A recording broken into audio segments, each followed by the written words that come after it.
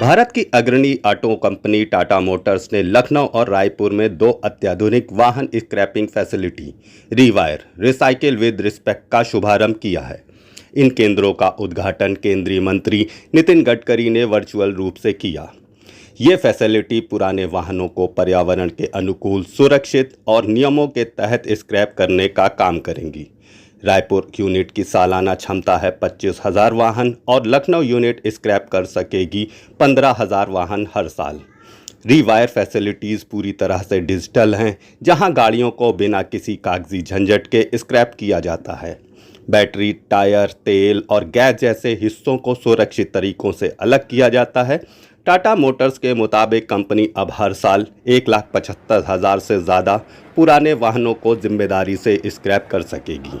यह पहल न सिर्फ पर्यावरण संरक्षण में मदद करेगी, बल्कि नई नौकरियों और हरित अर्थव्यवस्था को भी बढ़ावा देगी। यह है टाटा मोटर्स की ओर से भविष्य की ओर एक बड़ा हरित कदम। आज टाटा ग्रुप ने लखनऊ में स्क्रैप सेंटर को उद्घाटन माननीय हम सबके सड़क परिवहन मंत्री नितिन गडकरी जी द्वारा आज किया गया है।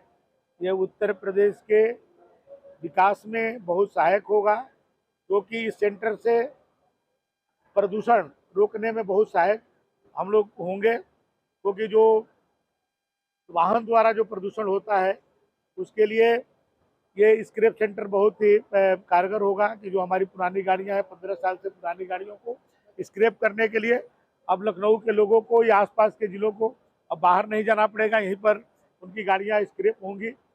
और नई गाड़ियां और भी जो गाड़ियां स्क्रैप होंगी तो बट नेचुरल है कि नई गाड़ियां सड़क पर आएंगी, तो उससे और भी उत्तर प्रदेश का डेवलपमेंट होने में काम आएगा।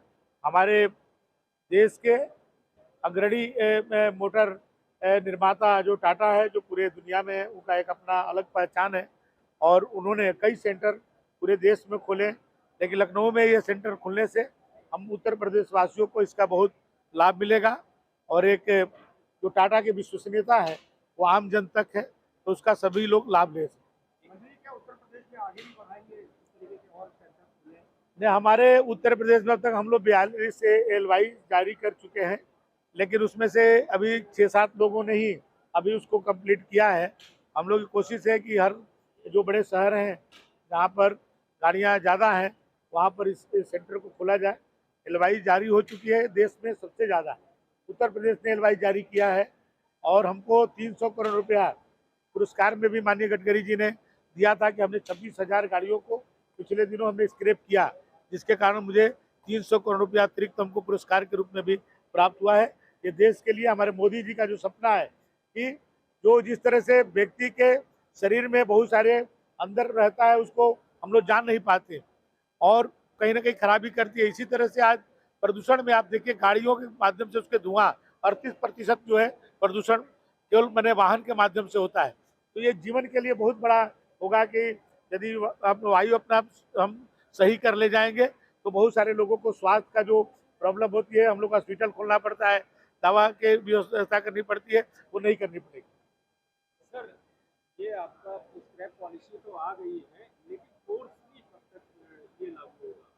फोर्सली, क्योंकि कोई वो कानून नहीं, कानून भी बन गया है। 15 साल से जो पुरानी हमारी सरकारी वाहन है उसके लिए कानून बन चुका है कि उनको स्क्रैप करना है, हर हालत में करना है। उनको रजिस्ट्रेशन ही नहीं रहेगा, रजिस्ट्रेशन ही उनका जो है निरस्त हो जाएगा, तो उनको अनिवार्य रूप से स्क्रैप करना है। अब प्राइवेट गाड़ी के लिए विचार हो रहा है, उस पर भी आगे बढ़ेंगे। सर, कमर्शियल गाड़ियाँ जो है 15 साल के बाद ही आपका विभाग फिटनेस करता जा रहा है, इसलिए कि वो गाड़ियाँ रोड पे चल रही है, तो इसको अगर आप लगाम लगाएंगे 15 साल के बाद नहीं करेंगे, अब जब उनका रजिस्ट्रेशन ही निरस्त हो जाएगा तो सड़क पर नहीं चल सकते।